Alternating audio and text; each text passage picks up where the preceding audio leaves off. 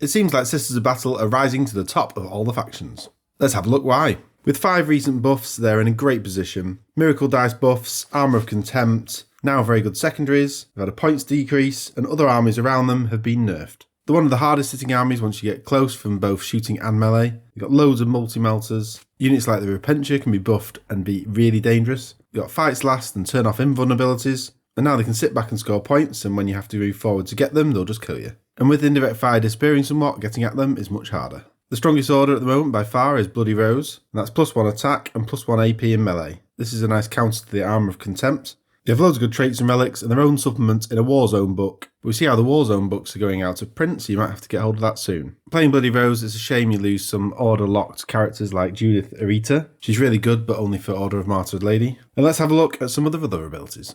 You got Shield of Faith, which is a 6+ invuln for the whole army. Now, as a lot of the infantry are on a 3+ save anyway, and with Armour of Contempt, it's going to take AP -5 before you even hit this. It also gives them a Deny the Witch on a 6. Miracle Dice are a powerful mechanic, and even more so now as there's more available. You generate them on your turn and your opponent's turn, plus you generate them on unit's death as before. And let's not forget all the mechanics the army has to modify, use and generate more. So all your 4, 5s and 6s are really powerful, good for charges and damage output, which is particularly good for this faction, and even your 1s for passing morale. Sacred Rites. There's a few good ones, so it might be worth rolling randomly to get 2, but otherwise, 6s in melee explode, and +1 to advance and charge are particularly strong if you're just going to select 1. Hymns of Battle. Take a priest to unlock this, a preacher is only 25 points. And there's lots of good options like War Hymns for +1 attack for a unit. And there's loads of good Warlord traits and relics. But strangely there aren't that many non-named characters to use them on for Sisters. So you're really looking at a Canoness and Palatine builds. This is no bad thing in the reduced pre-game CP world that we're in now. Same for the character upgrades really, but these are really worth taking.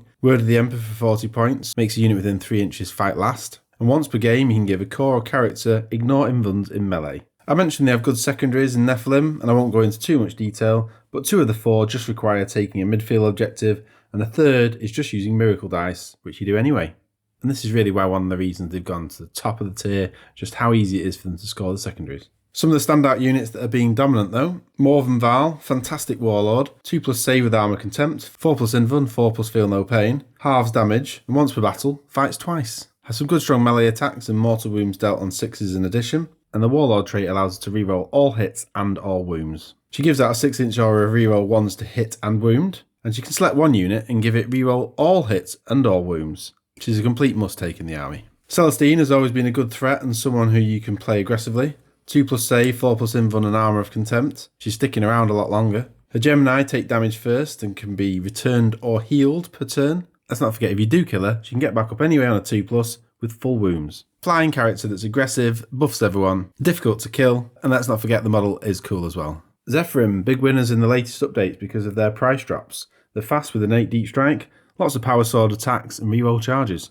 Sisters Repentia, great melee threat, especially in Bloody Rose. A squad of 10 dish and 30 attacks at AP -4, 2 damage, and rerolling hits. 1 CP tear them down, giving them auto wounding 6s. 1 CP Savage Twist to give them damage 3. The Retributors, the main squad delivering melter threats. Not cheap to give a squad 5 melters at 150 points. For 10 points more, a Cherub can allow one model to shoot again. They can really benefit from the MORVENN VAHL rerolls. D6 damage is swingy, but with Miracle Dice you can make that not so. And I've seen this squad be absolutely devastating when they're in a castle with VAHL. Paragon Warsuits, nice points cut as well. 2+ armor save with Armour Contempt and -1 damage. And you can take melters on the wall. And these ones are D6 + 2 damage at half range. Nice threat overall with melee and shooting. Castigators are now particularly good, and with also cannons at 135 points, you can't really not take one.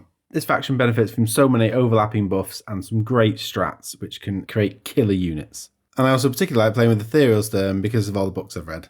See you in soon. Bye.